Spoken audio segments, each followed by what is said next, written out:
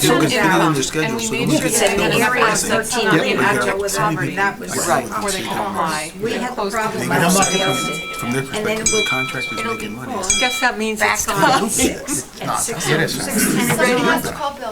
I'm not going to, Oh, I'm you not call going Bill? They sent no, yes. a robocall, it was out. Whatever you want me to do. Please call Bill. I was, about the time it went out, I was standing outside, getting ready to go to work, and I saw a flash.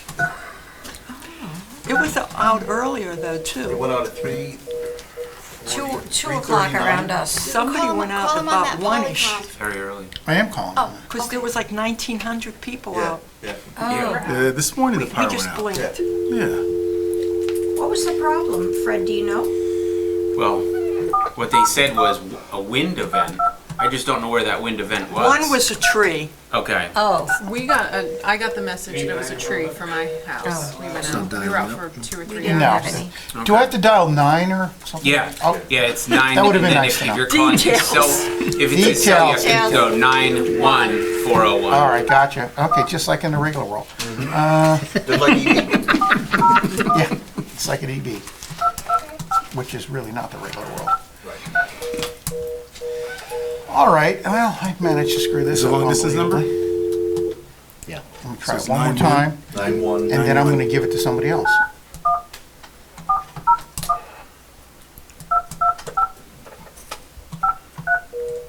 Yeah, now he's doing it right. What the heck? Sounds Thank like you a for the vote of signal. confidence. I wanted to make He's sure. following procedure. I don't know how that's gonna work out. I'll try it one more time. 9-1. Yep. Right? Yep. Yep. You're not filming this, are you? Turn it off. Turn it off. You're killing me. It's an election year. Turn it off.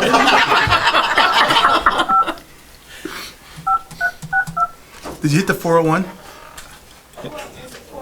It's 401. Yeah, Hit the 401. 401. Yep. Not enough numbers going in. Okay. Not enough numbers. 9. All right, his son says, Holy cow. This is I'm Rocket embarrassed. science. Oh, okay.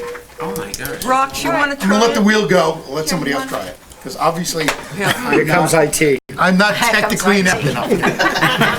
Holy cow. We should have Bill here. He's in the telecom business. Text Bill so we can call us. You gotta cut that from the stream. You know, I've actually made a fool out of Well, myself. we could do that. No, you haven't. Okay, let me, if this doesn't Because go, if it I'll doesn't work text for him him, back. you're vindicated. Put it on. Yeah. Plugged into We're it. trying, With we are Brian. trying, Bill. I told you I could do it. What was the issue? Go ahead.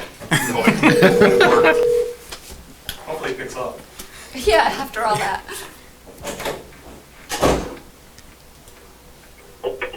Hello?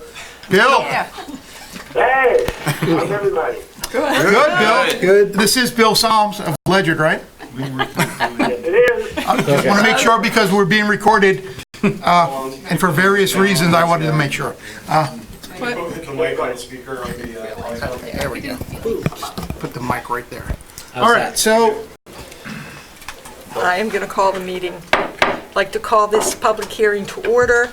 Roxanne, oh no, you don't read that yet. Yeah, why don't you read the call of the public hearing? Okay. Okay, I'll do that. The Ledyard Town Council will conduct a public hearing at 6:45 p.m. on Wednesday, October 23rd, in the Council Chambers, Town Hall Annex, 741 Colonel Ledyard Highway, Ledyard, Connecticut, to receive comment on proposed amendments to Ordinance Number 200-005, formerly 108, an ordinance to provide property tax relief for certain homeowners age 65 or over, or permanently and totally disabled. At this hearing, interested persons may appear and be heard, and written communication will be accepted. Dated at Ledyard, Connecticut, this 10th day of October, 2019, for the Ledyard Town Council, Linda C. Davis, Chairman. Published in the New London Day on October 14th, 2019. Thank you. At this time, Councilor Malone will make the presentation. So we're voting on an ordinance, and Councilor Solms is on the phone here. So Counselor Soms can jump in at any time, but we're voting on an ordinance to basically change the way we do our taxes for elderly persons and disabled. And essentially, it's a tax deferment, what it boils down to. So when the property, they'll get a break on their big picture, they get a break on their taxes if they meet the requirements of income, which is real income of, at this point, I think it was 50,000, not exceeding 50,000 to start. I'm sorry, 75,000. 75,000. That's assets. The 75 grand is the assets. Which includes cash, bank accounts, and so on. However, they get a tax reduction of about 10 to 50%, depending on the home and the lot and the income. And then, essentially, what it is when the property is conveyed, which means whether or not they sell the home, or they will it to someone, or it changes ownership in any form or fashion, the taxes have to be paid. So there'll be a lien on the property. But it is it's an ability for people who are on a fixed income, that have been in town for a long time, they want to stay in town, they want to keep their home, but they really have a hard time keeping up with the taxes. It's an ability for them to apply to the program, and everybody has to apply to get the program to get a tax break. And that's essentially it. And then every year, we will review the qualifying income schedule as an addendum without having to actually go back to a public meeting for a new ordinance. So we're just going to review the income addendum as it goes, based on, economics, where we're standing, and personal income. Thank you. Anything from you, Bill? Yeah, just a couple of things. Thank you. Thank you, Tom. I should point out, to be clear, that this ordinance has been in effect since 2005. So we are changing some of the qualification criteria and some of the benefits so that we can close some loopholes, number one. And number two, the overall program has cost the town, right now it's costing about $300,000 a year in lost tax revenue. When we wrote the ordinance in 2005, it was costing about $100,000. So the reason we're changing the ordinance is that the cost of the program is rising faster than the budget, and it is going to become unsustainable. So we're adjusting the program. There is a state program available to all towns, all residents in all towns in Connecticut, and our program goes above and beyond the state program. It's still better than the state, but it's not quite as good as it was. So this is a difficult ordinance. We've been working on this for 3, maybe even 4 years, trying to make it equitable for everyone. And this is where we've finally come out. We've had it reviewed by attorneys. We've been to one public hearing. We received some comments, and we took those into account, made some changes, and we're bringing it back to the public because we did make some changes to it before we vote on it. I think that's all I can add. Thank you, Bill. Anyone else from the committee? Yes. Just a quick question. I was approached by a resident who was concerned that his taxes are going to go up because of this new ordinance. Is there a scenario where that could happen?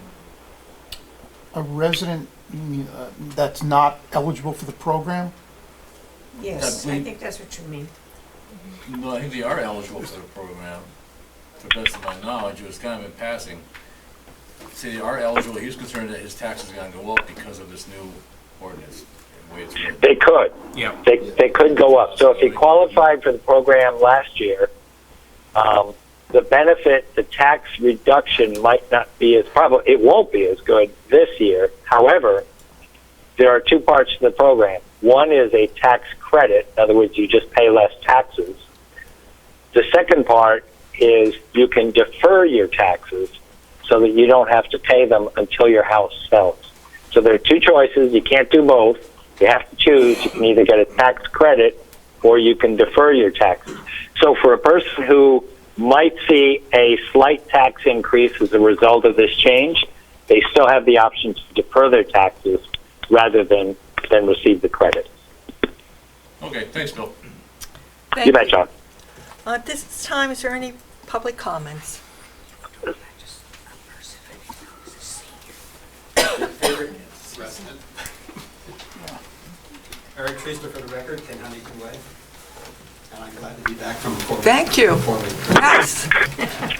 I've known that people on submarines who live on board continuously for months. I have even a greater respect for them. A cruise ship for 4 weeks was long enough. It's kind of difficult to compare a cruise ship with a submarine. You probably just insult.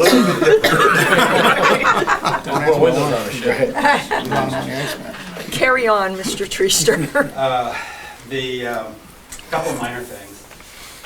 Page 1 of 9 of the ordinance. In the middle, it says under section 3.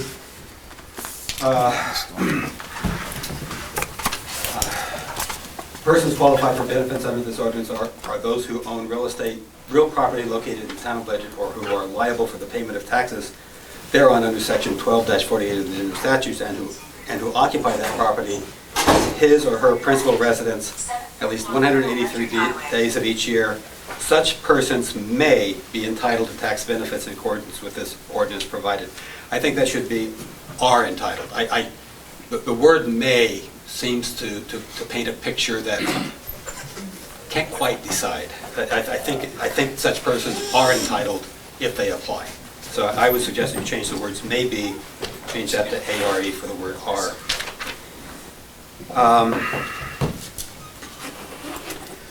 On page 2, the last sentence, which is in green on my copy, the income guidelines of this section shall be adjusted to reflect the cost of living increase issued by the Social Security Administration. I'd like to suggest that you delete indexing the income to cost of living, to changes in the Consumer Price Index or to the Social Security Administration changes. It adds complexity. There is although unlikely, it is possible that property taxes could decrease even though the Social Security benefits increase. I'm not a big fan of indexing things to other things unless there's a really good reason for it. And I don't think the benefits of indexing these income limits justifies the additional complexity.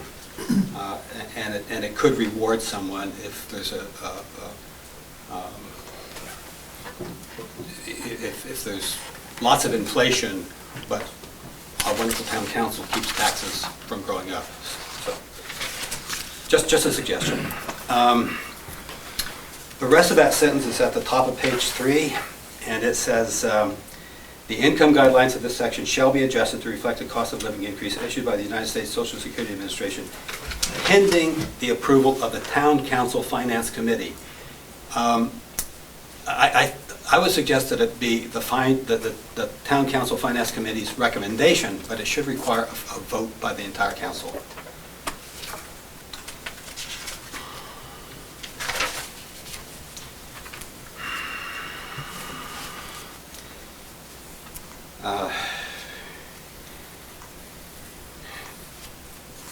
On page 4, in the middle, it says, no, very complicated sentence in my opinion, but maybe I'm misreading it. No tax credit taken together with any benefits under the general statutes shall exceed in the aggregate 75% of the total amount of property tax for which such taxpayer would be liable in the absence of such benefits. What are examples of benefits in the general statutes that would be credited towards the benefits in this ordinance? I'm just curious. Would that be Medicare payments or aid to children or what would that be? If I could jump in here? Please, yes. I believe that was in there just to reiterate the fact that they have to apply for the state credits first, and we can't then, defer 50% of what's left if it's less than, they still have to pay 25% of their taxes. Okay. Is the essence of it. If there's a way, in my opinion, if there's a way to clean that up a little bit, it might be helpful. Just, it's not a big deal. But I did not understand it. On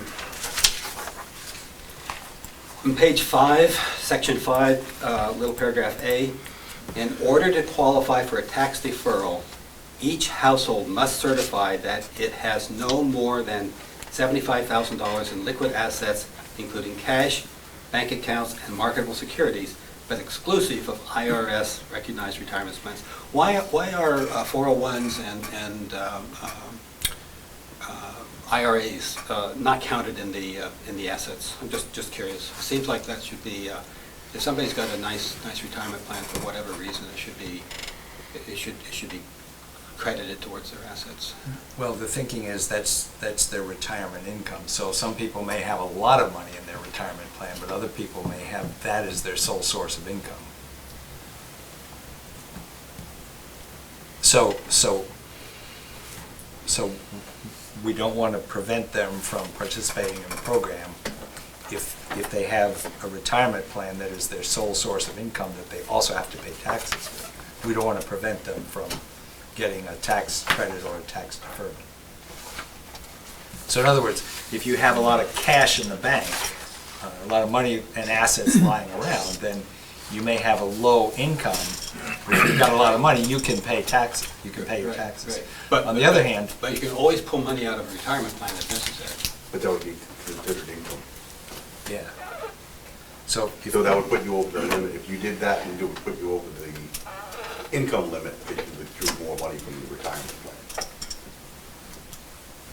So the assets, what you have, let's say a person who's just retired or something like that has a large amount in their 401k or IRA, now you're going to say that they're not eligible because they exceed $75,000 because they happen to have $500,000, for argument's sake.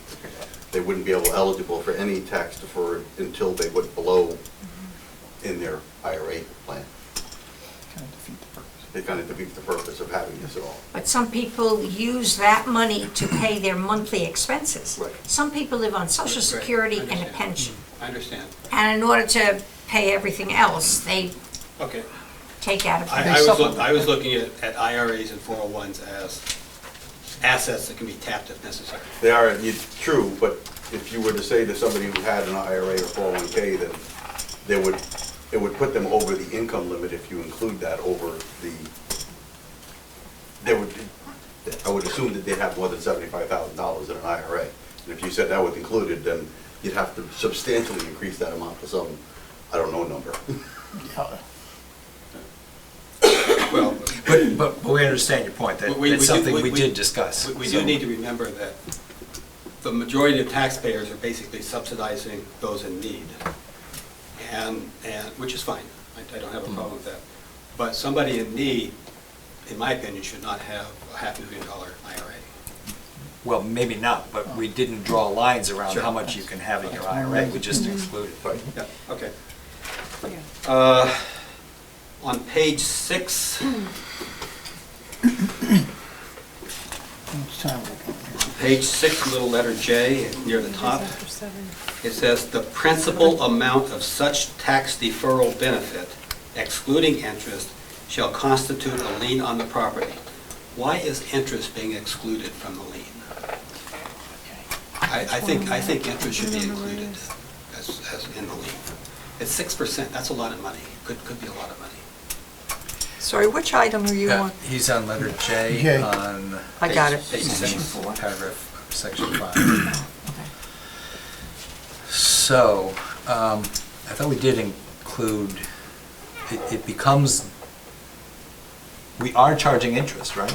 We're charging interest, Yeah. but what they're saying is a 6% interest. That's pointed in, what they're saying is that in the lien amount, we're not including the interest on the lien of the deferred. Okay, yeah. That's so the question is, why Why- would we why not? Yeah, yeah. not Not include, consider the interest. why would we not consider that 6% interest as part of the lien? That's The a lien- point, yeah. The lien is the only way you're Right, guaranteed to right, get, well, almost guaranteed to get paid, so. Yeah. Any thoughts, Adriana? I really, No, I really okay. don't Alright. know how that came about. Excluding. But these are minor changes, you can do that. I don't even see where that is, because I'm looking at item I under 5, and it says the interest on deferred taxes shall be accrued each year at a tax rate of 6%. Said interest shall remain constant through the duration of the lien. Yeah, but I think the question is that the lien is only, the way it's worded in the next section. Right. Is that the only part that's a lien, that would be a lien against the property would be the principal amount Right. and not No, that the- word, that. Not the amount. that Not the, verbiage not needs the to interest change. accrued. Yeah. No, no, absolutely. It should be the total amount, including. Including, correct. That's, I think that's where. I don't think that was I don't think that was our intent. It wasn't.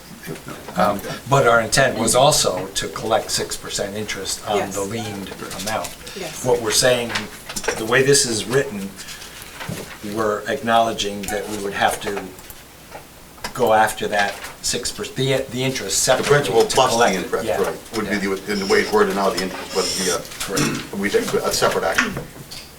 So we could collect it, but if the It wouldn't be owner of against the the lien. property, wanted to fight that, the lien would get us the deferred taxes, we'd be in court looking for the interest. Correct. That's what it's saying. That's what it's saying.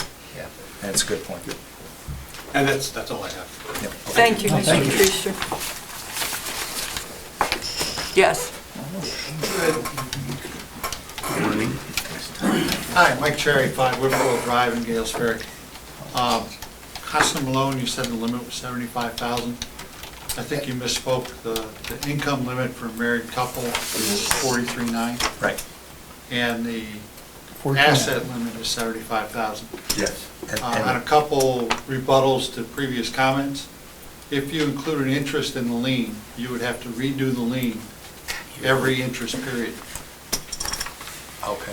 So, to make it simple, you lien the principal amount, Yeah. and they, in good faith, own the accrued interest. Otherwise, you have to rewrite it at some periodicity unspecified within the ordinance. So does that mean we'd have to do a new lien every year? There's another year of deferred You have to taxes? modify the lien. I think that's a new lien that requires the lawyers and everybody else to go put another lien on the house or the property, Okay. in my opinion.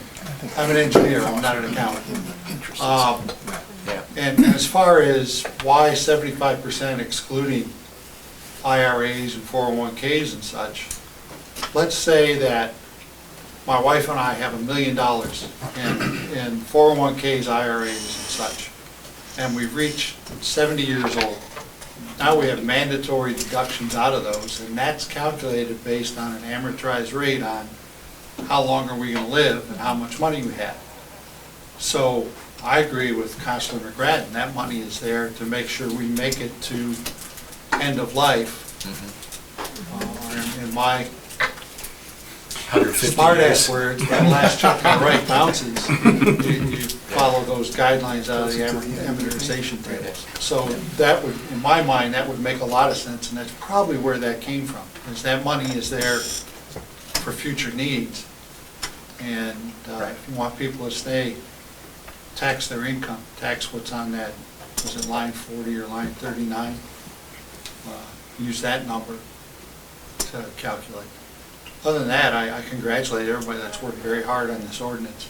It's one of those things that's very difficult to do, because those who are benefiting from it today and have a lesser benefit tomorrow wonder why you're picking on them.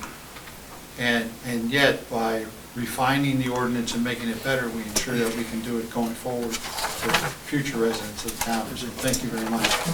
Thank you, Mr. Cherry. Anyone else like to speak at this time on the ordinance? I have a comment. Yes, go if you ahead. want. So I spoke with a resident by telephone who was asking the council not to make this change to the ordinance. And I'm right now trying to pull up his letter. I told him, we had a long conversation. It's where? Oh, I'm sorry, I thought I saw it. Yeah. I have it. Thank you. I'll read the hard copy. No, it's photograph. Oh, there it is, right there.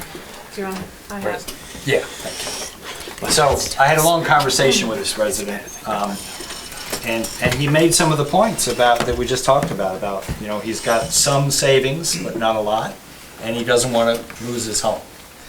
His concern is he's 76 years old, and if he gets sick, he's worried that he won't be able to pay his taxes and keep his home. So Two I finally, fingers to scroll. pardon me? Two to scroll. 2 fingers to Two scroll. finger, okay. So I finally, we talked about it a long time. I finally said, why don't you put your thoughts in a letter and I will read them to the council. So here we go. We did. And this is a handwritten letter. I should say it's nice to receive one once in a while. To all members of Ledyard Town Council, I am unable to speak at the public hearing to amend tax relief for the elderly. I have lived in Ledyard nearly 50 years, built our home, paid taxes, and tried to improve and maintain our property each and every year. I am now 76 years of age and not quite as active or ambitious as my younger years. I speak for many of my seniors.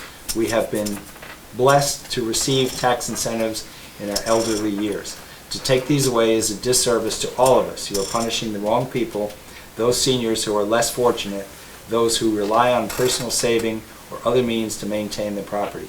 I would like to remind you that quality of life is not having Alzheimer's, dementia, diabetes, stroke, or cancer.